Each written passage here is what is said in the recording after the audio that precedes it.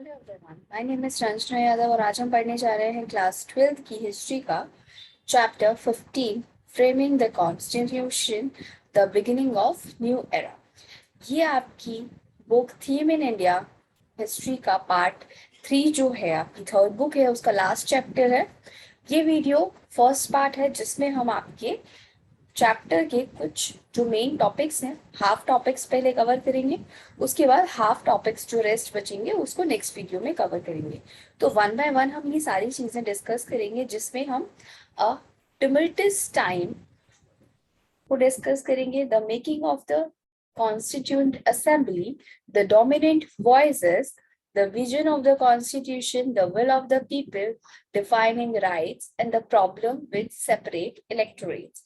ये जितने भी आपके सब टॉपिक्स दिए हुए हैं आपके चैप्टर में, इसको हम अपने इस वीडियो लेक्चर में डिस्कस करने वाले हैं, तो प्लीज इसको एंड तक जरूर देखिएगा और ये आपके सभी एग्जाम में हेल्पफुल है।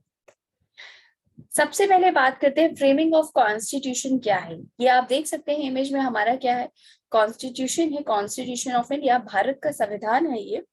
ठीक है, तो हम अपने इस चैप्टर में पढ़ेंगे कि हमारा जो संविधान था उसको हमने कैसे तैयार किया। ठीक है, और एक नए एरा की शुरुआत की। ठीक, क्योंकि उससे पहले क्या था, हमारा कोई कॉन्स्टिट्यूशन नहीं था और हम किसके गुलाम थे, हम पे कौन शासन कर रहा था, ब्रिटिश।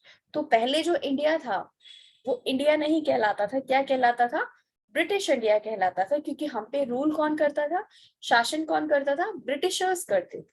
ठीक है, तो कैसे हमने अपनी आजादी को पाया, हमने अपने लास्ट वीडियो लेक्चर्स में इसके बारे में पढ़ा है। इसके बाद अब जब हमें देश मिल गया, अपना इंडिया भारत मिल गया, तो अब इतने बड़े देश को चलाने के लिए कुछ रूल्स तो चाहिए ना। ठीक है, तो उस रूल्स को बनाने के लिए ये जो हमारी कॉन्स्टिट्यूशन है वो क्या है, एक बेसिक रूल बुक है जिससे हम क्या चला रहे हैं, अपना पूरा राष्ट्र चला रहे हैं, पूरा भारत चला रहे हैं इक्वली। ठीक है, तो इसमें देखते हैं कि हमने सबसे पहले इसको कैसे बनाया और इसकी शुरुआत कैसे हुई।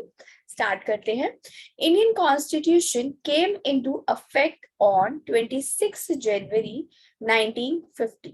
अब ये देखो, इंडियन कॉन्स्टिट्यूशन में दो डेट्स बहुत इंपॉर्टेंट है। कौन कौन सी, एक तो आपकी है 26 जनवरी 1950, लेकिन उससे पहले है आपकी 26 नवंबर 1949। ठीक है, ये जो दो डेट्स हैं ये आपकी लाइफ में बहुत इंपॉर्टेंट है। क्यों, क्योंकि यहीं से आपका क्या कॉन्स्टिट्यूशन रेडी होता है ना। तो सबसे पहले ये जो डेट है 26 नवंबर 1949, ये क्या था, इस दिन हमारा संविधान बनकर तैयार हुआ था। ठीक है, और 1915 में, है ना, 26 जनवरी 1950 में क्या हुआ था, इफेक्ट में आया था, मींस लागू किया गया था। संविधान को अपनाया कब था, 1949 में, लेकिन इसको लागू कब किया गया था, इफेक्ट में कब आया था, ये आया था 26 जनवरी 1950। तो ये दो डेट्स हैं जिसमें बहुत ही डिफरेंस है। समटाइम्स क्या होता है, बच्चे गलत करके चले आते हैं। ठीक है, तो संविधान अपनाया कब गया था, 1949 में 26 नवंबर को। लागू कब किया गया था, इफेक्ट में कब लाया गया था, ठीक है, तो वो था 26 जनवरी 1950 में। अब हमने 26 जनवरी ही क्यों चूज किया, बहुत सारी डेट्स थी, किसी भी दिन चूज कर लेते, है ना, डिक्लेयर कर देते रिपब्लिक ऑफ इंडिया। लेकिन 26 जनवरी एक ऐसी डेट है जो हमारे क्या राष्ट्रीय महत्व से, है ना, बहुत ज्यादा ही क्या है, करीब है, बहुत ज्यादा ही इंपॉर्टेंट है ये डेट। कैसे, 26 जनवरी 1930 को, 26 जनवरी 1930 को क्या हुआ था कि जब आपका कांग्रेस का लाहौर सेशन हो रहा था, तो उस दिन आपके क्या, रावी नदी के किनारे जवाहरलाल नेहरू ने लाहौर में क्या किया था, अनाउंस कर दिया था कि अब हमें कोई कुछ नहीं चाहिए, हम क्या करेंगे, हमें पूर्ण स्वराज चाहिए, हमें कोई इलेक्शन, कोई रूल रेगुलेशन कुछ नहीं देखने, हम क्या चाहते हैं, पूर्ण स्वराज चाहते हैं। तो वो दिन जो है चूज किया गया था आपका 26 जनवरी 1930 को। तो जब भी हमें इंडिपेंडेंट मिलेगा तो इस दिन को हम क्या मानेंगे, अपना इंडिया जो आपका इंडिपेंडेंस हुआ था डिक्लेयर, वो इस दिन हमने घोषित किया था। ठीक है, तो इसीलिए इसके सेलिब्रेशन के लिए, ठीक है, हमने क्या 26 जनवरी को कॉन्स्टिट्यूशन ऑफ इंडिया जो है, कॉन्स्टिट्यूशन डे भी बोला जाता है 26 जनवरी को, वो क्या किया, सेलिब्रेट करना शुरू किया और इसी दिन से आपका ये इफेक्ट में आया। इसके बाद कॉन्स्टिट्यूशन की एक खासियत क्या है कि it is longest constitution in the world. हमारा भारत का जो संविधान है, कॉन्स्टिट्यूशन ऑफ इंडिया, पूरे वर्ल्ड में सबसे बड़ा है। ठीक है, लॉन्गेस्ट है, लार्जेस्ट है और लेंथीएस्ट है। ठीक है, और सबसे बड़ी बात है रिटन फॉर्म में। ठीक है, और ये क्या है, फ्लेक्सिबल भी है। आपको अगर लगता है एकदम, आपको कठोर एकदम नहीं दे दिया है कि जो है वो लिख दिया है ना, कि एक बार लिख दिया तो बस यही होगा, ऐसा नहीं है। ये एक फ्लेक्सिबिलिटी के साथ बनाया गया था कि अगर आपको कभी भविष्य में लगे कि आपको देश के लिए कुछ नियम या बदलाव उसमें करने की जरूरत है रूल्स में, तो आप कर सकते हैं, बट सिर्फ और सिर्फ लोगों के भविष्य के लिए, देश के भविष्य के लिए अगर आपको लगता है तो।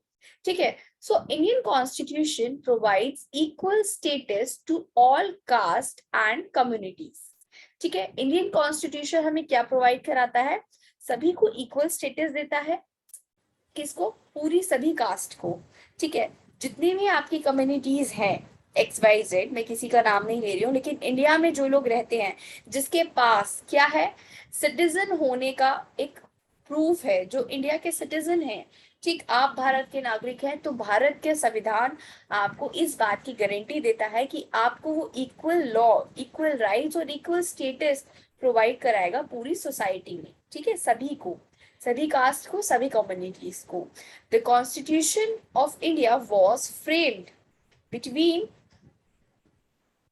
दिसंबर 1946 एंड दिसंबर 49। तो आपका ये जो कॉन्स्टिट्यूशन ऑफ इंडिया था, इसको फ्रेम कब से कब तक किया गया था, आपकी जब कॉन्स्टिट्यूशन असेंबली की बैठक हो रही थी, मीटिंग्स हो रही थी, तो उसमें आपका क्या बन रहा था, कॉन्स्टिट्यूशन ऑफ इंडिया बनाया जा रहा था, जो आपका दिसंबर 1946 से लेकर के दिसंबर 1949 तक का टाइम इसको लगा था हमारे कॉन्स्टिट्यूशन को फ्रेम होने में। The assembly held 11 sessions with sitting spread over 165 days. अब जो हमारी असेंबली की मीटिंग्स हो रही थी, उसके कितने सेशंस हुए थे, उसके 11 सेशंस हुए थे।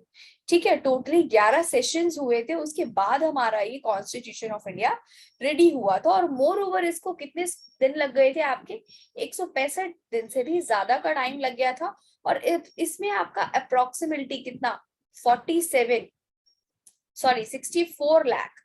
64 लाख रुपीज आपका खर्चा हुआ था पूरे के पूरे संविधान को बनाने में। क्यों, क्योंकि हमने जो संविधान है वो ऐसे नहीं कि सुबह उठे और फिर चले गए जी ये रूल है ये बनाना है ना। 60 पूरी 60 कंट्रीज पे हम लोग गए, वहां पे देखा, वहां की जो जो फीचर्स थी, जो जो हमें जरूरत थी, ठीक है, हमने उसको अडॉप्ट किया, वहां से कॉपी पेस्ट नहीं किया, अपनाया, अडॉप्ट किया अपने राज्यों के अकॉर्डिंग, अपने स्टेट के अकॉर्डिंग, अपने देश के अकॉर्डिंग, कि हमारे देश के लिए क्या जरूरी है, हमारे देश के लोगों के लिए क्या जरूरी है, उस चीज को हमने क्या किया, अपने संविधान में रखा। ठीक है, नेक्स्ट देखो, फर्स्ट टॉपिक आपके क्या है, अ टुमल्टियस टाइम। टुमल्टियस मींस उथल पुथल। अब हमें आजादी तो मिल गई, लेकिन आजादी मिलने के बाद इतने बड़े राष्ट्र को संभालना क्या बच्चों का काम है? एक फैमिली मेंबर 10-20 लोगों की फैमिली नहीं संभाल पाता है। आप सोचो कि इतने बड़े देश को कोई कैसे संभालेगा विदाउट रूल। ठीक है, सभी को क्या चाहिए, इक्वली जस्टिस चाहिए, इक्वल स्टेटस चाहिए, सब चीज का बराबर का दर्जा देना चाहिए। ठीक, तो सभी को बराबर रखने के लिए क्या चाहिए, रूल्स चाहिए, क्योंकि विदाउट रूल आप क्या करेंगे, लड़ाई होगी, झगड़ा होगा, देश में क्या यूनिटी ही नहीं रहेगी, आप देश नहीं चला सकते। ठीक है, तो एक जो टाइम था ये वाला आपका बहुत ही ज्यादा कैसा था, टिमल्टिस था, उथल पुथल का दौर था। जैसे the year before the making of the constitution had very tumultuous. ये जो टाइम था हमारा, ईयर था कॉन्स्टिट्यूशन फॉर्म करने के बाद वो बहुत ही उथल पुथल का टाइम था, क्योंकि समाज में अलग अलग कम्युनिटीज फैली हुई थी। अब उन सबके माइंड में बहुत सारी चीजें चल रही थी। आपका 1942 का क्विट इंडिया मूवमेंट, फिर जितने भी सारे स्ट्रगल्स हुए थे वो सारी चीजें, तो लोग अभी क्या हुआ था, सफर करके बाहर आए थे। इवन आपका पार्टीशन हो गया था तो लोग उस चीज से भी सफर कर रहे थे। तो ये बहुत अजीब सा टाइम था, बहुत ही उथल पुथल का दौर था। खुशी भी थी, उसके साथ दुख भी था, दंगे हो रहे थे हिंदू मुस्लिम में, ठीक है।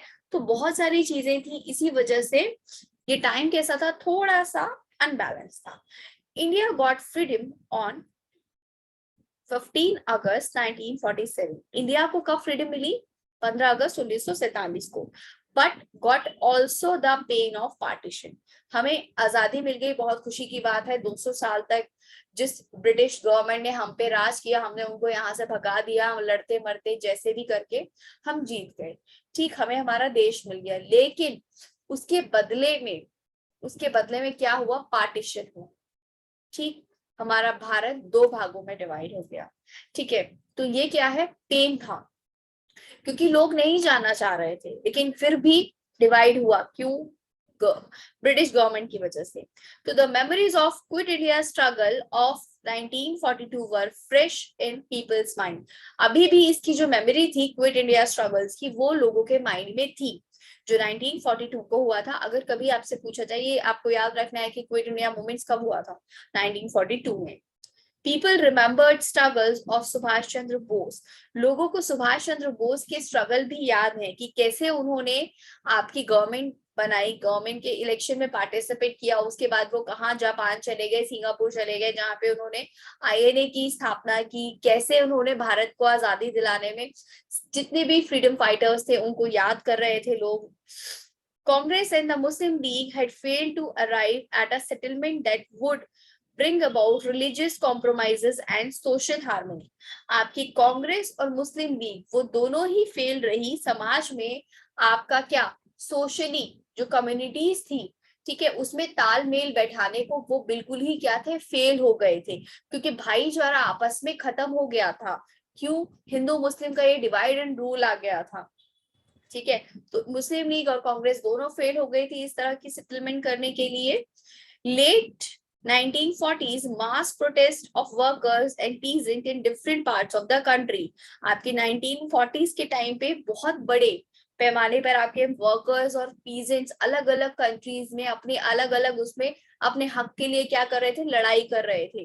The Calcutta killing of August 1946 began a year of almost continuous rioting across northern and eastern India। आपका जो कलकत्ता की किलिंग हुई थी, कलकत्ता में जो दंगे फसाद हुए थे 1946 में अगस्त में, वो भी एक बहुत ही बड़ा, बहुत टाइम तक पूरे एक सालों साल चलते रहे, जिसमें बहुत सारे लोगों को मारा गया। नॉर्दर्न एंड ईस्टर्न इंडिया में ये फैले हुए थे पूरे के पूरे।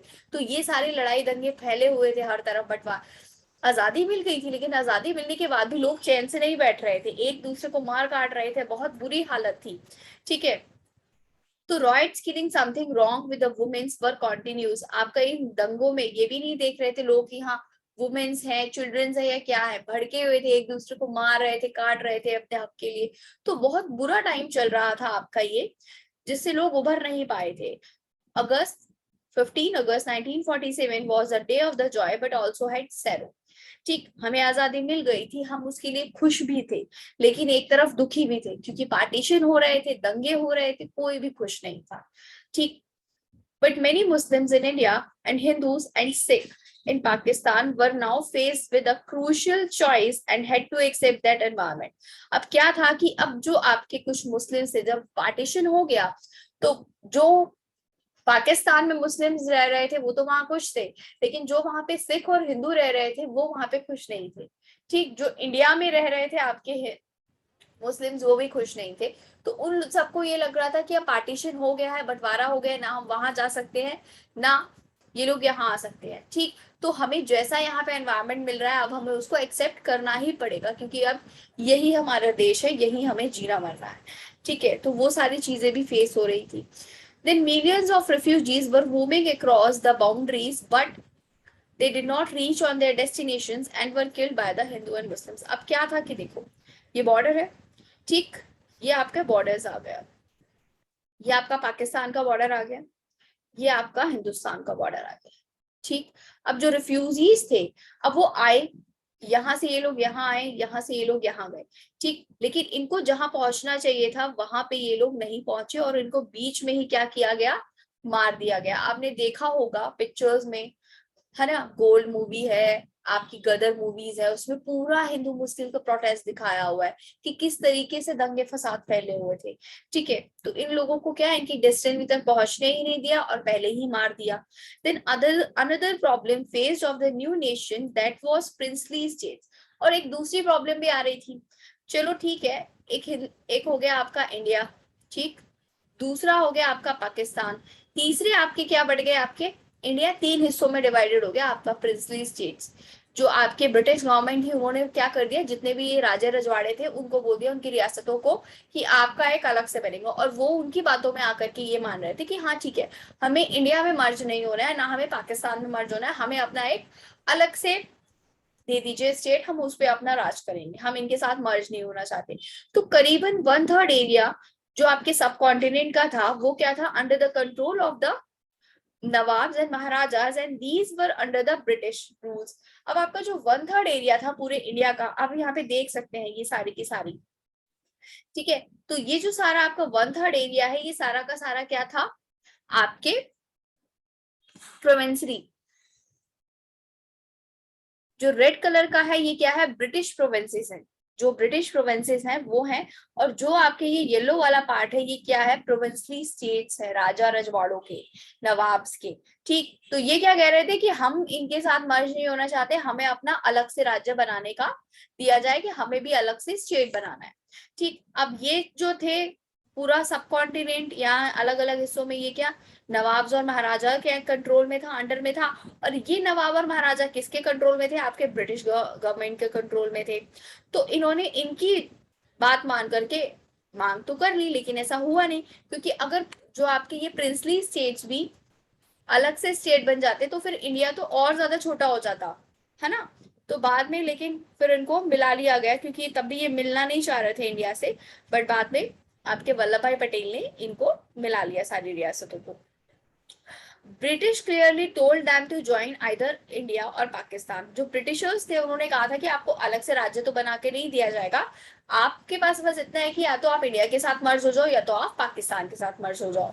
ठीक है, then the making of the constituent assembly. अब कॉन्स्टिट्यूएंट असेंबली कैसे गठित हुई, ठीक है, ये देखते हैं। The member of the constituent assembly were chosen on the basis of provincial election of 1946। अब आपके ये जो कॉन्स्टिट्यूएंट असेंबली में लोगों को, जो मेंबर्स है वो कैसे चुने जाते हैं, जो मेंबर्स थे कॉन्स्टिट्यूएंट असेंबली के, आप उनको कैसे चुनते हैं, जो आपके प्रोविंशियल इलेक्शंस हुए थे 1946 में, जो वहां से विन करके आए थे वो क्या बनाते हैं, आपकी गवर्नमेंट बनाते हैं। जैसे आपकी अभी क्या लोकसभा है ना, उसी तरीके से आपकी कॉन्स्टिट्यूएंट असेंबली थी, जो आपके प्रोविंशियल इलेक्शंस को जीत कर आए थे, वो आपके कॉन्स्टिट्यूएंट असेंबली के मेंबर्स थे। In the constituent assembly Congress was the strong party. आपकी इस कॉन्स्टिट्यूएंट असेंबली में कांग्रेस क्या थी, सबसे ज्यादा स्ट्रॉन्गेस्ट पार्टी थी। ठीक है, Congress got great victory in the general constituencies. आपका जो मतदान निर्वाचन क्षेत्र था वहां से कांग्रेस को क्या बहुत ही ज्यादा ग्रेट विक्ट्री हासिल हुई थी, बहुत ही बड़े पैमाने पर जीत मिली थी। The league was successful in the reserve seats for the Muslim. और लीग जो थी आपके मुस्लिम लीग थी, उनको भी क्या मिल गया था, रिजर्व सीट्स मिल गए थे आपके इस प्रोविजन में। ठीक है, इलेक्शन आपको अलग से सीट्स में भी कुछ आपके रिजर्व सीट्स मिल गई थी, तो उसमें भी लीग सक्सेसफुल हो गई। Then total member of the constituent assembly was 389। आपके पूरी की पूरी कॉन्स्टिट्यूएंट असेंबली में कितने 389 मेंबर्स थे, जो आपके 292 ब्रिटिश प्रोविंसेस से थे, 93 आपके प्रिंसली स्टेट से थे, and the 4 were chief commissioners. और जो 4 जो थे वो चीफ कमिश्नर थे, जैसे चीफ कमिश्नर प्रोविंसेस में से थे, जो आपके दिल्ली, अजमेर, कुर्ग यानी कर्नाटका और ब्रिटिश बलूचिस्तान के अंडर में जो आते हैं, ये चारों जगहों से, ये 4 के 4 इस कमिश्नरीज में आते हैं। ठीक है, the Muslim league boycotted it and demand Pakistan to make separate constitution. और इसमें जो मुस्लिम लीग थी उसने इस कॉन्स्टिट्यूएंट असेंबली से क्या बायकॉट दे दिया और बोला कि हम जो है इस आपके संविधान में, आपकी इस असेंबली में पार्टिसिपेट नहीं करेंगे, हमें अपना अलग से असेंबली बनानी है, अलग से कॉन्स्टिट्यूशन बनाना है और हमें अलग से स्टेट चाहिए जिसमें हमारा क्या होगा, मुस्लिम माइनॉरिटीज के लिए अलग से चाहिए। ठीक है। देन सोशलिस्ट जो पार्टी थी वो क्या थी, कॉन्स्टिट्यूशन के अगेंस्ट थी। क्यों? क्योंकि उनका ये मानना था सोशलिस्ट पार्टी का कि जो ये आपकी कॉन्स्टिट्यूएंट असेंबली है ये कौन लेकर आया था, कैबिनेट मिशन लेकर आई थी। तो कैबिनेट मिशन किसकी देन थी, ब्रिटिश गवर्नमेंट की। तो इसीलिए सोशलिस्ट पार्टी इसके अगेंस्ट थी। They believe that it belongs to Britishers and they introduce it by cabinet mission. ठीक है, ये किससे बिलोंग करती है, आपके ब्रिटिशर से बिलोंग करती है। और इसको किसने इंट्रोड्यूस किया था, कैबिनेट मिशन को इंट्रोड्यूस किया था उन्होंने। तो इसीलिए सोशलिस्ट पार्टी इसकी क्या कर रही थी, आपके अगेंस्ट थी। But 82 members of the assembly were of the Congress party. लेकिन अगर सपोज दैट आपके क्या 100% लोग हैं ना, 100 में से आपके 82%, 82 पीपल्स तो किसके थे, कांग्रेस के थे। तो इसीलिए आप असेंबली में रहो या नहीं रहो, कांग्रेस की डिमांड ज्यादा थी, कांग्रेस का जो है वो ज्यादा पड़ रहा भारी था। अब आप यहाँ पे देख सकते हैं कि सबसे ज्यादा कांग्रेस ने कहाँ कहाँ पे, ये जो आपका स्काई ब्लू कलर का एरिया है यहाँ पे कांग्रेस की गवर्नमेंट थी। ठीक, और आपकी मुस्लिम लीग कहाँ पर है, सिर्फ इन 3 जगहों पर है। ठीक, और नो इलेक्शन हेल्ड, ये इस हिस्से में आपके कोई इलेक्शन नहीं हुए थे। और आपका ये जो प्रिंसली स्टेट का ये जो येलो येलो वाला एरिया आता है मड कलर का, ये आपके प्रिंसली स्टेट से जिन्होंने इलेक्शन में पार्टिसिपेट ही नहीं किया। ठीक है, तो सिर्फ आपका इलेक्शन किसके बीच में हुआ, मुस्लिम और कांग्रेस पार्टी के बीच में। ठीक है, अब देखो इसमें अब आपके क्या, कांग्रेस के 82% तो लोग थे ही इस असेंबली में, लेकिन उन सबके क्या सेम व्यूज नहीं थे।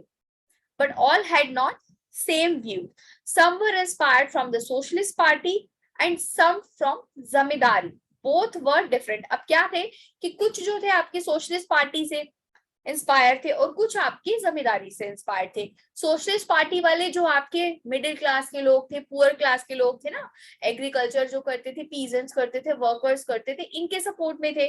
और आपकी जो जमींदारी थे वो किसके सपोर्ट पे थे, वो आपके एलिट क्लास के जो आपके रिच पीपल्स थे उनके सपोर्ट में थे। तो इनकी क्या थी, थिंकिंग अलग थी। The discussion with the constituent assembly were also influenced by the opinion expressed by the public। अब कॉन्स्टिट्यूएंट असेंबली में जो भी डिस्कशन होता था, ठीक है, आप कॉन्स्टिट्यूएंट बना रहे हो, ठीक है, असेंबली आपके पास है, ठीक, लेकिन आप उसमें क्या बना रहे हो, संविधान बना रहे हो, किसके लिए, भारत की जनता के लिए। ठीक है, पब्लिक के लिए बना रहे हो। तो आप जो भी काम करते थे वहां पे, जो भी डिस्कशन होता था, आप क्या पब्लिक से ओपिनियन अपनी शेयर करते थे और उनसे उनके ओपिनियन भी मांगते थे। तो all arguments were given by member reported in a newspaper. तो वहां पे जितने भी आपके आर्ग्यूमेंट्स होते थे, किसी भी चीज को बहस चलती रहती थी कि ठीक है ये रूल अपनाना चाहिए, या इतने परसेंट की रिजर्वेशन आपको इस कास्ट को देना चाहिए या इस कम्युनिटी को देना चाहिए, तो उसमें जो भी डिबेट होता था वो सारा का सारा आप कहाँ छापते थे, न्यूज़पेपर्स में छापते थे, जिससे आपके publics were also given their views about the laws made for them. तो जिससे क्या था कि आप जो है जनता का शासन था। ठीक, क्यों, भारत क्या है, रिपब्लिक गवर्नमेंट हो गया। ठीक, तो इसमें जो है आपके मेंबर्स, आप जो इलेक्शन होगा वो आप इलेक्टेड पर्सन कहाँ से आएगा, जिसको आप जनता चुनेगी। ठीक, तो आप जो भी लॉज बना रहे हैं आप पब्लिक के लिए बना रहे हैं, तो पब्लिक को पता तो होना चाहिए ना कि आपने उनके लिए क्या क्या बनाया, उनके फेवर में बनाया भी है या नहीं। ठीक है, तो जो भी वहां पे आर्गुमेंट्स होते थे वो आप न्यूज़पेपर्स के माध्यम से लोगों तक पहुंचाते थे। और कुछ जो पढ़े लिखे लोग थे वो क्या करते थे, इसमें जैसे रेडियो में छप रहा है, न्यूज़पेपर में आ रहा है, पैम्फलेट्स बैनर्स बनाए जा रहे हैं, तो इससे लोगों तक ये सारी चीजें पहुंचती थी और फिर लोग उस पर अपने व्यूज को देते थे। Their demand, like linguistic minorities, asked for freedom of speech in mother tongue.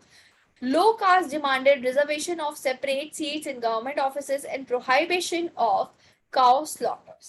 ठीक, तो इसमें क्या क्या डिमांड्स की गई थी आपकी, इसमें आपकी डिमांड्स की गई थी कि जो आपकी लिंग्विस्टिक माइनॉरिटीज थे, ठीक है, अलग अलग भाषा के जो लोग थे वो ये चाह रहे थे कि हम अपनी जो स्पीच दें, ठीक, वो हम किस में दें, आपके अपनी मदर टंग में दें। ठीक, और जो आपके लो कास्ट के लोग थे वो क्या डिमांड कर रहे थे, वो ये चाह रहे थे कि हमें गवर्नमेंट ऑफिसेज में भी कुछ रिजर्वेशन दिया जाए ताकि हमें भी बराबरी का दर्जा मिल सके। और कुछ ये चाह रहे थे कि आपको क्या हो, prohibition of cow slaughter, means हम ये चाहते हैं कि आप क्या करें, जैसे हिंदूज के लिए काउ बहुत इंपॉर्टेंट है, तो आप क्या करें, काउ को इन स्लॉटिंग को बंद करा दें, राइट। तो ये सारी चीजें उस टाइम पीरियड पे चल रही थी, डे बाय डे जो लोगों से डिस्कशन की जाती थी और फिर इसके बारे में बताया जाता था और सारे के सारे रूल्स फिर लागू किए जाते थे। एज इट इज आपका क्या हो रहा था, फिर इसके बाद ही जो आपकी इंटरिम गवर्नमेंट आई थी उसने भी क्या किए थे, उसने भी आपके ये सारे लोगों के लिए काम करना शुरू किया, ठीक है, उनकी डिमांड्स जानी, लोगों की क्या जरूरतें हैं इसको समझा और फिर आपके क्या कॉन्स्टिट्यूशन को मेक किया गया, ठीक है। नेक्स्ट देखते हैं the dominant voice, the dominant voice.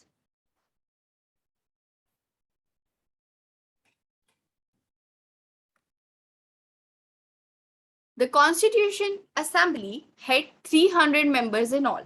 कितने मेंबर्स थे आपकी कॉन्स्टिट्यूएंट असेंबली में? 300 मेंबर्स थे, ठीक है। Of these 6 member played particularly important role, जिसमें से आपके क्या पूरे के पूरे आपके कितने मेंबर्स थे, आपके 600 मेंबर्स थे, 300 सॉरी।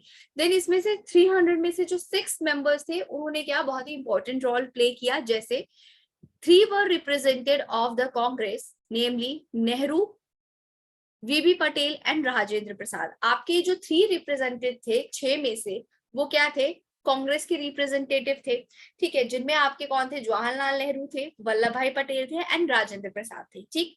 बाकी Jawaharlal Nehru produced important objective resolution and national flag of India be a horizontal tricolor of saffron, white and dark green in equal proportion with a wheel in navy blue at the center। अब आपके जो जवाहरलाल नेहरू है, ठीक है, इन्होंने क्या किया था, आपका ऑब्जेक्टिव रेजोल्यूशन को पास किया, मींस आपकी उद्देश्य का प्रस्ताव कि आपका क्या उद्देश्य है ना भारत के लोगों के प्रति। और इन्होंने क्या किया, नेशनल फ्लैग को भी इंट्रोड्यूस कराया, जैसे आपका वो नेशनल फ्लैग कैसे होना चाहिए, आपने नेशनल फ्लैग देखा है, तो भारत का जो नेशनल फ्लैग है वो होगा आपका हॉरिजॉन्टल, वो होगा आपका हॉरिजॉन्टल, जिसमें आपके क्या इक्वली इसमें पार्ट्स होंगे, जिसके अंदर क्या होगा, आपका व्हील होगा, कौन सा, अशोक चक्र, अशोक चक्र होगा, जिसमें क्या 24 तिल्लियां होंगी और ये कौन से कलर का होगा, ये होगा आपका ब्लू कलर का, ठीक। और यहाँ पे क्या होगा, आपका सेफरन कलर, केसरिया, बीच में आपका मिड में व्हाइट कलर का होगा और ये आपका होगा ग्रीन कलर का, ठीक है। तो ट्राई कलर का आपका क्या बनाया इन्होंने, नेशनल फ्लैग ऑफ इंडिया को बनाया, ठीक है। नेक्स्ट देखो, Patel played an important role in drafting of several reports made harmony to the opposing points of view। अब जो पटेल थे, वल्लभ भाई पटेल ने बहुत ही इंपॉर्टेंट रोल प्ले किया आपकी ड्राफ्टिंग बनाने में, ठीक है, कॉन्स्टिट्यूशन की ड्राफ्ट बनाने में, उसकी जितनी भी रिपोर्ट थी वो इन्होंने पेश की और सबसे ज्यादा इन्होंने जो हार्मनी थी, तालमेल था आपके अपोजिंग पॉइंट ऑफ व्यू के अगेंस्ट, उसको बैठाने में काफी हेल्प की, क्योंकि आपकी जो रियासतें थी, है ना, और आपकी जो कम्युनिटीज थी वो मान नहीं रही थी, ठीक है। तो इन्होंने क्या किया, आपसी तालमेल, सोशली इक्वालिटी लाने में काफी मदद की। Then Rajendra Prasad role was as a president of the assembly to give all members a chance to speak. और इसमें आपके जो परमानेंट मेंबर थे, प्रेसिडेंट थे, वो कौन थे आपके परमानेंट प्रेसिडेंट, राजेंद्र प्रसाद। अब आप मुझे ये बताएंगे कमेंट करके कि आपकी टेम्पररी जो प्रेसिडेंट थे कॉन्स्टिट्यूएंट असेंबली के वो कौन थे, ठीक है। और इसकी फर्स्ट जो मीटिंग हुई थी वो कब हुई थी और राजेंद्र प्रसाद को कब परमानेंट मेंबर चुना गया था, प्रेसिडेंट चुना गया था आपकी कॉन्स्टिट्यूएंट असेंबली का, ठीक है। देन इसके बाद आते हैं आपके B R Ambedkar. B R Ambedkar बहुत ही ज्यादा क्या माने जाते हैं, इंपॉर्टेंट रोल इन्होंने प्ले किया था, क्यों, क्योंकि ये आपके लॉयर भी थे और उसके साथ साथ इकोनॉमिस्ट भी थे, क्यों, क्योंकि ये माने जाते हैं आपके बैरिस्टर, ठीक है। तो इनको जो है as a law minister appoint किया था, किसके कहने पे? With the help of the M.K. Gandhi.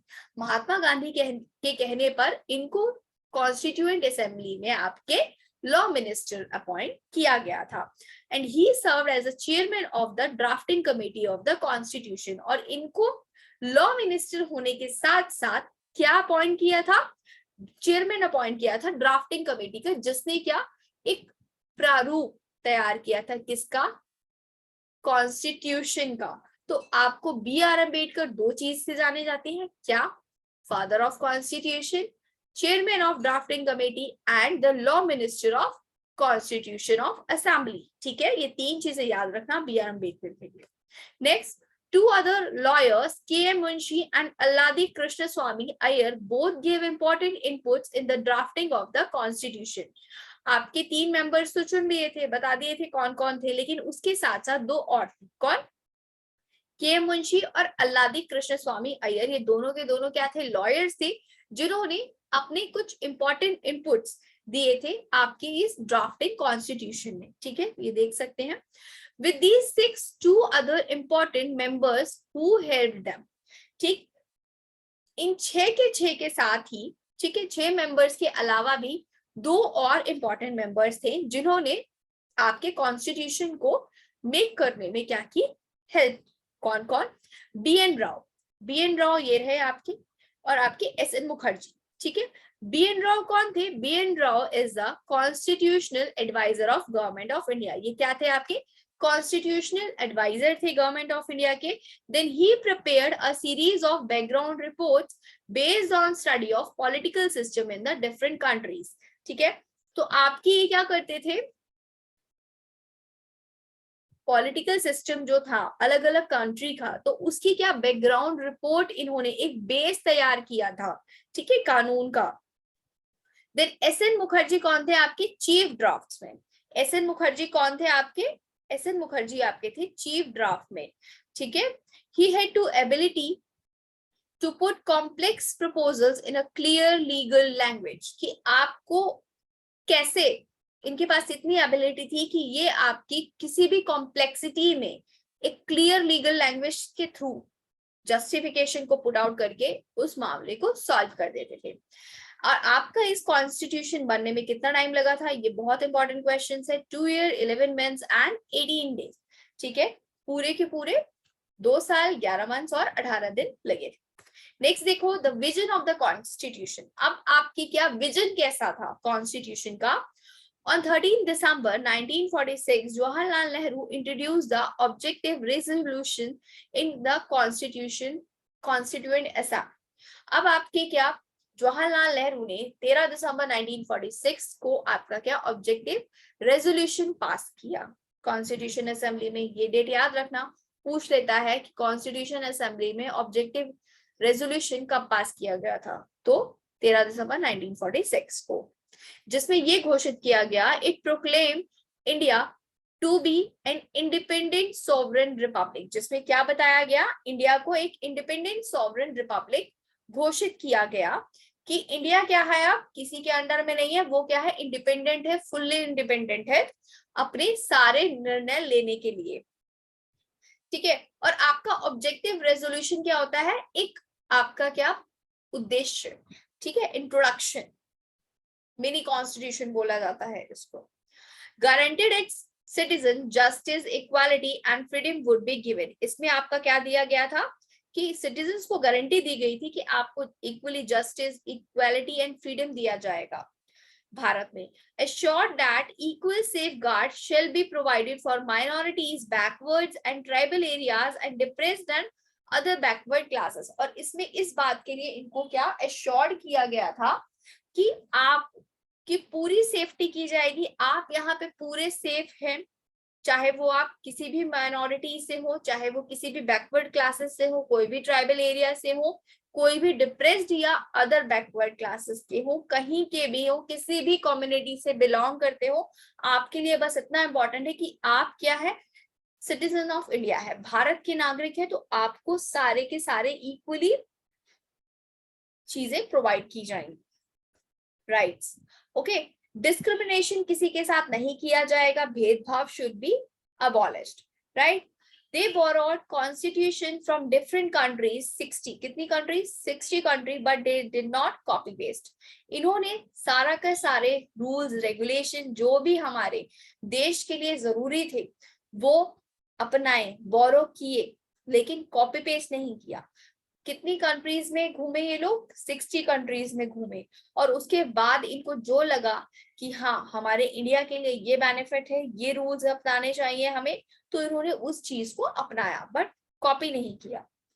The objective of Indian constitution will be to fuse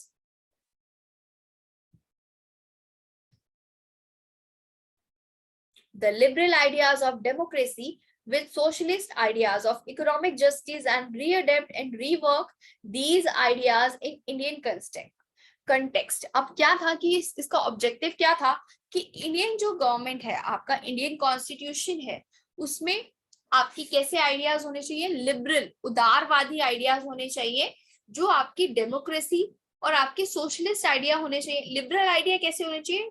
democracy के लिए, उदारवादी डेमोक्रेसी के लिए होने चाहिए, भारत के गणतंत्र के लिए, लोकतंत्र के लिए, ठीक है. और सोशलिस्ट आइडिया कैसे होना चाहिए? जिसमें आपको इकोनॉमिक जस्टिस प्रोवाइड कराया जाए सभी को समाज में, और उसको हम क्या करें? रीअडेप्ट करें, उसमें रीवर्क करें, उसके बाद इसको हम अपने इंडियन कंटेक्स्ट में लेकर आए. Then Nehru suggestion was for creative thinking about what was appropriate for India, ठीक है. तो नेहरू जी ने क्या सजेशन दिया था कि हमने बोरो तो किया है, लेकिन हम उस चीज को अपनाएंगे जो हमारे इंडिया के लिए क्या होगा?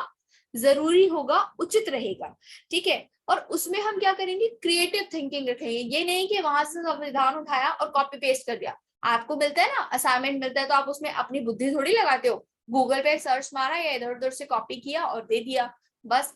हम क्या करेंगे? हमने पढ़ा है दूसरे देशों के संविधान को, तो उससे हम क्या समझेंगे कि अच्छा ठीक है, इस तरह के क्राइम या इस तरह के रूल्स एंड रेगुलेशन लाने से ये होता है, ठीक. तो उसको हम अपने अकॉर्डिंग क्या करेंगे? क्रिएट करके. The way of the people, अब लोग क्या चाहते थे, ये भी बहुत इंपॉर्टेंट था, ठीक है. The communist member Somnath Lahiri, Somnath Lahiri क्या थे? आपके कम्युनिस्ट मेंबर थे. saw that all the work done under the British imperialism in the constituent assembly. अब जो आपके ये क्या थे? सोमनाथ लाहिरी थे. इन्होंने देखा, ये कम्युनिस्ट मेंबर थे, इन्होंने देखा कि जितने भी आपके कॉन्स्टिट्यूएंट असेंबली में काम हो रहे हैं वो किसके अंडर में हो रहे हैं? ब्रिटिश इंपीरियलिज्म के अंदर में हो रहे हैं. तो इन्होंने क्या बोला? He requested the member and Indians to fully free themselves for the influences of imperial rule. अब इन्होंने रिक्वेस्ट किया मेंबर से, सारे कॉन्स्टिट्यूएंट असेंबली के और इंडिया के लोगों से, कि हमें पूरी तरीके से क्या है? फ्री होना है इन सब से, ठीक है. हम इनका इन्फ्लुएंस नहीं चाहते, हम नहीं चाहते कोई भी इंपीरियल रूल, तो हमें अपनी आजादी चाहिए, अपने रूल बनाएंगे हम, ठीक है. In 1946 से 47 as the assembly debated, the British were still in India. लेकिन जब तक आपका क्या आजादी नहीं मिली थी, आपके कैबिनेट मिशन की असेंबली से लेकर के कॉन्स्टिट्यूएंट असेंबली तक, और फिर आपकी जब तक इंडिया को फ्रीडम नहीं मिल गई थी, तब तक ब्रिटिश वहीं थी और असेंबली में डिबेट्स होते जा रहे थे, ठीक है. And interim administration headed by Jawaharlal Nehru, but it operated under the direction of the Viceroy and the British government in London. अब interim जो administration है वो क्या होता है? आपकी 1946 से लेकर के 1947 तक क्या था? इलेक्शन हुआ, ठीक है. लेकिन सबसे पहले जो इलेक्शन हुआ था वो कब हुआ था? आपका 1951 से 52 के बीच. यही सबसे पहले इलेक्शन माने जाते हैं, क्योंकि उससे पहले के जो इलेक्शन थे वो किसके अंडर में थे? वो ब्रिटिश गवर्नमेंट के अंदर में, ठीक है.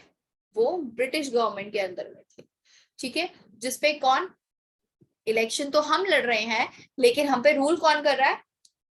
ब्रिटिश गवर्नमेंट कर रही है, तो उसको बोला जाता है इंटरिम गवर्नमेंट, ठीक है. Next, Nehru admitted that the most nationalist leader had wanted a different kind of constitution assembly. Nehru ने भी इस चीज को स्वीकार किया कि आपके बहुत सारे नेशनलिस्ट लीडर है जो ये चाहते हैं कि हमारी अलग से कॉन्स्टिट्यूएंट असेंबली होनी चाहिए, हमें इनके अंडर काम नहीं करना। हम नहीं चाहते कि ठीक है रूल्स हमारे हो, रेगुलेशन हमारे हो, लेकिन फिर भी हम पे राज कर रहे हैं। इनकी गवर्नमेंट क्यों हमें बताएगी कि हमें क्या करना है क्या नहीं करना। ठीक है, then Nehru emphasized that we are here for the Indian people and also making constitution for them. तो नेहरू जी को ये एहसास हुआ और उन्होंने ये बताया कि हम, हमारा देश है, हमारा इंडिया है, हम यहाँ हैं, हम ये चाहते हैं, हम खुद से क्या करेंगे, अपने लोगों के लिए अपने हिसाब से रूल बना देंगे, आपकी जरूरत नहीं है, आप जाइए यहाँ से। Then it doesn't matter who made the constituent assembly and now country run by ourselves। तो नेहरू जी ने ये बोला कि इसमें अब कोई बात, मतलब इस चीज को ध्यान में रखने की कोई जरूरत नहीं है कि ठीक है ये कोई मैटर नहीं करता कि ठीक है असेंबली किसने बनाई, कॉन्स्टिट्यूशन किसने असेंबली को मेक किया।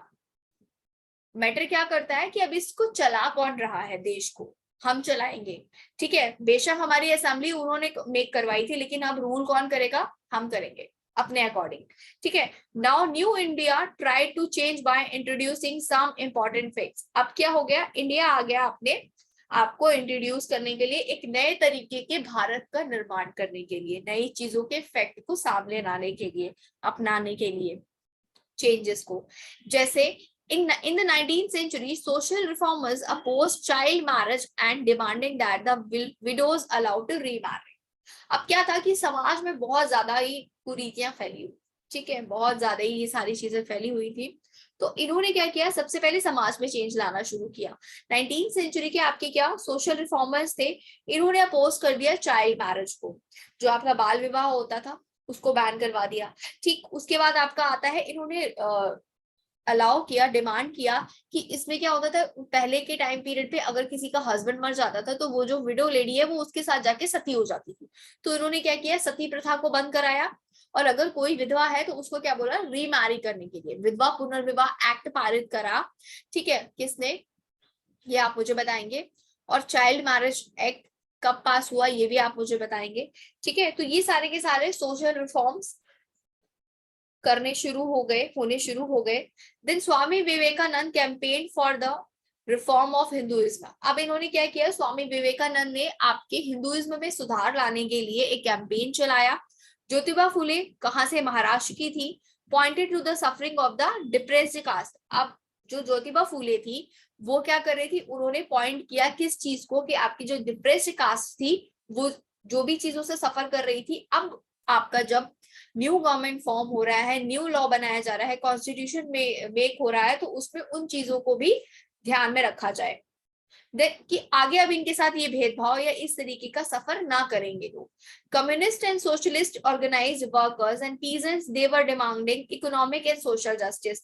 अब आपके जो कम्युनिस्ट और सोशलिस्ट जो थे, ठीक है, मेंबर्स, जो आपके पीजेंट्स और वर्कर्स थे, उन्होंने डिमांड किया कि उनको भी समाज में क्या मिले, इक्वली स्टेटस दिया जाए, इकोनॉमिकली और सोशल जस्टिस दिया जाए, समाज में बराबर का दर्जा मिले। इकोनॉमिक, अब ऐसा भी नहीं है कि ठीक है एक तो है भाई बहुत ज्यादा ही उसको दिन रात पिज्जा बर्गर ये सब कुछ मिल रहा है और दूसरे बंदे को दाल चावल भी नसीब नहीं हो रहा है ना। तो इस तरीके से काम नहीं होना चाहिए, इक्वली वर्क के लिए इक्वल वेज, है ना, सेम काम करने वाले लोगों को सेम वेज मिलना चाहिए। ठीक है, तो ये सारी चीजें इन्होंने डिमांड करी। As the demand grew, British introduced number of acts was passed। 1909 का एक, 1990 का और 1935 का गवर्नमेंट ऑफ इंडिया एक्ट। तो इसके बाद आपके जो ब्रिटिशर्स थे, जैसी जैसी ये डिमांड्स हुई तो उन्होंने क्या किया, आपके कुछ गवर्नमेंट ऑफ इंडिया एक्ट पास कर लिए। जैसे 1909 का मॉर्ले मिंटो सुधार, 1990 का मॉन्टेग्यू चेम्सफोर्ड एंड 1935 का गवर्नमेंट ऑफ इंडिया एक्ट, जिसको आपका क्या भारत का मिनी कॉन्स्टिट्यूशन या मैग्ना कार्टा बोला जाता है। ठीक है, नेक्स्ट देखो, they were enacted by the colonial government but not by Indians. अब ये जो आपके रूल्स निकाले थे, एक्ट्स निकाले थे, ये तो इंडियंस के थे ही नहीं, ये किसके थे आपके, ये आपके ब्रिटिश गवर्नमेंट की कॉलोनियल गवर्नमेंट जो थी उन्होंने निकाले थे, इंडियंस ने नहीं निकाले थे। आप देख सकते हो इस तरह के लॉज थे। ठीक है, कि पार्ट 1 में ये होना चाहिए, पार्ट 2 में फेडरेशन ऑफ इंडिया होना चाहिए। तो आपके कॉन्स्टिट्यूशन में काफी सारी चीजें कहाँ से ली गई हैं, आपके गवर्नमेंट ऑफ इंडिया एक्ट 1935 से ली गई। नेक्स्ट देखो, डिफाइनिंग राइट्स। अब जो है आपके जो अधिकार है उसको कैसे डिफाइन करना है। ये बहुत बड़ा ही एक चैलेंज था। The problem were how the rights of individual citizens to be defined, कि एक एक नागरिक को, सभी नागरिकों को कैसे उनके राइट्स हम डिफाइन कराएं। Were the oppressed group to have any special right, क्या जो आपके जिन लोगों के साथ अत्याचार हुआ है, जिन लोगों ने सफर किया है सारी चीजों से, क्या उनको अलग से राइट मिलने चाहिए या कुछ स्पेशल राइट्स मिलने चाहिए। What rights would minorities have, minorities को हमें कैसे अधिकार देने चाहिए। हाँ, as the debates were continuously moved, और ये जो डिबेट्स थी वो लगातार बढ़ती चली जा रही थी। But the constituent assembly declared that will of the people had to fulfil, लेकिन ये सारी बहसों के बाद भी जो आपकी कॉन्स्टिट्यूएंट असेंबली थी उन्होंने ये बोला कि हम वही अपनाएंगे, वही मानेंगे जो आपकी भारत की जनता चाहती है।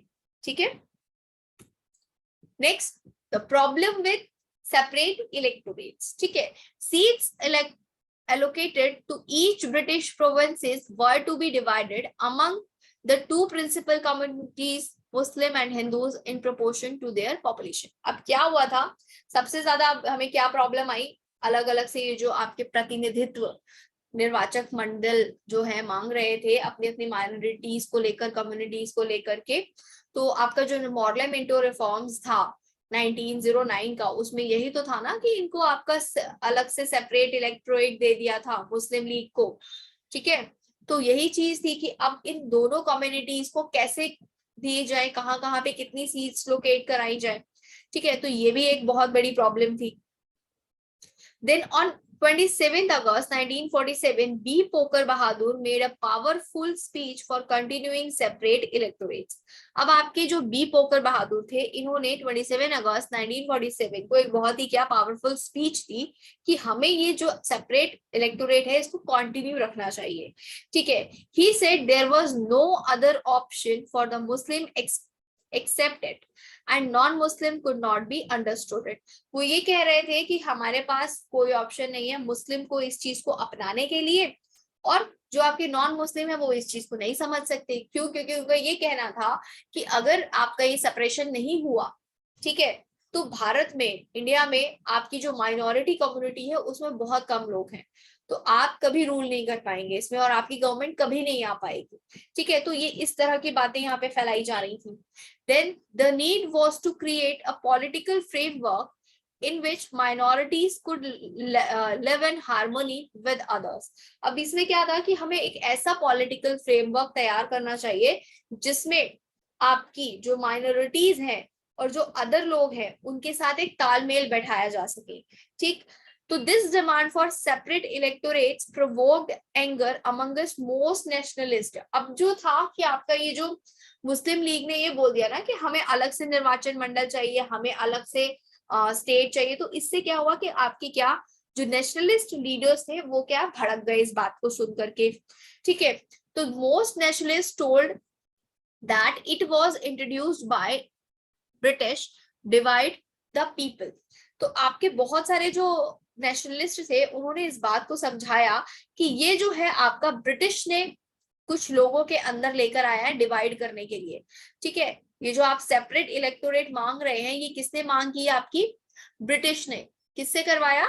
डिवाइड करवाया लोगों के बीच में। ठीक है, then R V Dhulekar told Bahadur that English played their game under the cover of protection and they allured you the minorities. तो आरवे धुलकर ने बहादुर से बोला कि तुम ये जो बात बोल रहे हो ना कि सेपरेट इलेक्टोरेट होना चाहिए, तो आपको ये नहीं पता है कि जो इंग्लिश है वो गेम खेल रहे हैं आपके साथ, क्योंकि वो ये जानते थे कि जैसा 1857 का जो रिवॉल्ट हुआ था उसमें जो आपकी क्या हिंदू मुस्लिम कम्युनिटी ने जो मिलके दंगा फसाद किया था ना, जिस तरह का रिवॉल्ट किया था, तो हम तो कब से भारत से बाहर हो जाते। तो उन्होंने कहा कि इस कम्युनिटी को हमें अलग करना होगा। ठीक है, तो वो स्टार्टिंग से ही डिवाइड एंड रूल का जो है गेम खेल रहे थे, चाहे वो आपकी प्रोविंशियल्स के साथ हो, प्रिंसली स्टेट्स के साथ हो, ठीक है, या फिर आपके हिंदू मुस्लिम्स के साथ हो। ठीक है, वो ये बात बहुत अच्छे से जानते थे, तो इसी वजह से उन्होंने क्या डिवाइड एंड रूल की पॉलिसी को स्टार्टिंग से अपनाया। दैट्स व्हाई वो इतने साल तक इंडिया पे शासन कर सके और लोगों को बेवकूफ बना रहे थे। ठीक, और लोग उनकी बातों में आ जाते थे। ठीक है, तो वो ये बात जानते थे और वो अपनी प्रोटेक्शन के लिए ये डिवाइड एंड रूल चाह रहे थे, और उन्होंने इसीलिए बोला था कि तुम तो यहाँ पे कुछ भी नहीं कर पाओगे, अगर तुमने यहाँ पे हमसे फ्रीडम ले भी ली तो तुम बस सिंगल से एक माइनॉरिटीज ही रह जाओगे, और तुम्हें बस कुछ रिजर्वेशन के साथ एक अलग से मिल जाएगा कि हाँ ठीक है तुम इंडिया के लोग हो और तुम्हें स्पेशल राइट्स और स्पेशल प्रोविजन यहाँ पे दे दिए गए हैं, दैट्स इट। बाकी तुम कभी भी यहाँ पे अपना रूल नहीं ला पाओगे, क्योंकि यहाँ पे इंडियन जो है, हिंदू जो कम्युनिटी है वो ज्यादा है अकॉर्डिंग टू मुस्लिम माइनॉरिटी। तो इस तरह की जो भेदभाव वाली भावनाएं हैं वो यहाँ पे ज्यादा फैलाई डिवाइड करने के लिए। तो आपके आरवे धुलेकर ने बहादुर से ये बात बोली, और वो आपको फुसला रहे हैं इस माइनॉरिटीज की गेम को करके, लेकिन लोगों को नहीं समझ में आया था, तो पार्टीशन हो गया। Even Sardar Patel said that separate electorates was a poison that has entered the body politic of our country। Sardar Patel ने भी बोला था कि आप ये जो सेपरेट इलेक्टोरेट मांग रहे हैं ये एक पॉइजन की तरह है, ठीक है, एक पॉइजन है, और ये हमारे बॉडी में ऐसा, पॉलिटिकल बॉडी में ऐसा एंटर होगा कि इससे सिर्फ और सिर्फ क्या होगा, विनाश होगा और कुछ नहीं होगा। Then it was a demand that turned one community against another, divide the nation, caused bloodshed and led to the tragic partition। और उन्होंने बोला कि ये जो डिमांड है इससे क्या होगी कि एक कम्युनिटी दूसरे कम्युनिटी के अगेंस्ट हो जाएगी। आपने अगर अभी मांगा है अपना सेपरेट इलेक्टोरेट, कल को आप सिख कम्युनिटी आगे आ जाएगी, कल को आपके अदर बैकवर्ड के जो लोग हैं वो भी आ जाएंगे, फिर तो लिंग्विस्टिक पीपल भी बोलेंगे कि हमें अलग अलग जो है माइनॉरिटीज को अलग अलग से इलेक्टोरेट दिया जाए, तो किसकी किसकी बात सुनेंगे, ठीक है। तो इससे क्या होगा, नेशन में डिवाइड होगा, यूनिटी आएगी ही नहीं। तो फिर आप एक राष्ट्र का सिद्धांत कैसे ला सकते हैं, और फिर सभी को इक्वल जस्टिस कहाँ से मिला, इक्वल लॉ इक्वल प्रोटेक्शन कहाँ से मिले, इक्वल राइट्स कहीं से नहीं मिले।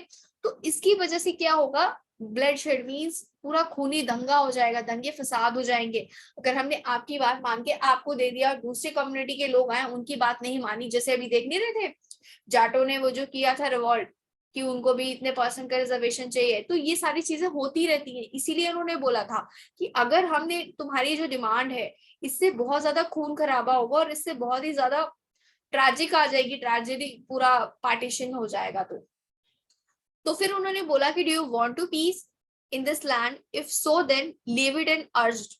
पटेल ने बोला कि अगर तुम इस आइलैंड पे, इस लैंड पे शांति चाहते हो तो इस बात को छोड़ दो, ठीक। बट उनकी बात किसी ने नहीं मानी। इवन गोविंद वल्लभ पंत जो थे उन्होंने भी इस चीज को डिक्लेयर किया that it was not only harmful for the nation but also for the minorities. उन्होंने बोला गोविंद वल्लभ भाई पंत ने कि आप जो है इस बात को मानो कि ऐसा नहीं है कि सिर्फ इंडिया के लिए ही, ये पूरे नेशन के लिए हार्मफुल हो गया ये पार्टीशन, ये इलेक्टोरेट, ये आपकी कम्युनिटी के लिए भी हार्मफुल रहेगा।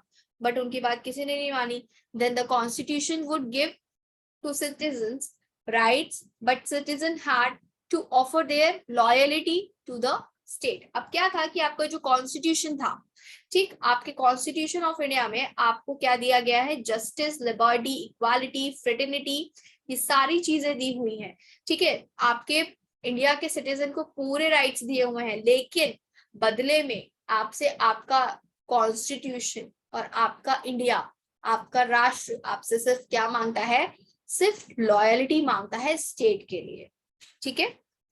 Not all Muslims supported the demand for separate electorate। अब क्या था कि आपके सारे के सारे मुस्लिम माइनॉरिटीज में सभी मुस्लिम एक जैसे नहीं होते ना, तो कुछ उसमें अच्छे भी लोग थे जो कि सेपरेट इलेक्टोरेट नहीं चाहते थे। जैसे फॉर एग्जाम्पल बेगम एजाज रसूल felt that separate electorate were self destructive since they isolated the minorities from the majority. अब क्या था कि ये जो बेगम एजाज रूल थी ये भी क्या कह रही थी कि आप सेपरेट जो इलेक्टोरेट है वो हमें खुद को ही क्या कर देगा, डिस्ट्रक्ट कर देगा, खत्म कर देगा। और इवन हमें इस चीज को, और अगर हमने इसको अपना लिया तो हमारी जो माइनॉरिटी है, जो अभी पूरी इतनी बड़ी मेजॉरिटी में हम आते हैं ना, पूरे इंडिया यूनिटी में आता है, तो हम उस, अगर हमने सेपरेट इलेक्टोरेट ले लिया तो हम मेजॉरिटी से कहाँ पे चले जाएंगे, माइनॉरिटीज में आ जाएंगे, बस इतने से रह जाएंगे, ठीक है। By 1949, most Muslim members of the Constituent Assembly were agreed that separate electorate were against the interest of the minority. लेकिन आपके क्या 1949 में कुछ आपके मुस्लिम मेंबर ने ये एग्री करा कि सेपरेट इलेक्टोरेट जो है उनके अगेंस्ट है, ठीक है, उनके अगेंस्ट हो रहा है, हम इस चीज में एग्री नहीं कर रहे हैं, लेकिन फिर भी हमारे अगेंस्ट असेंबली इस चीज को मान रही है.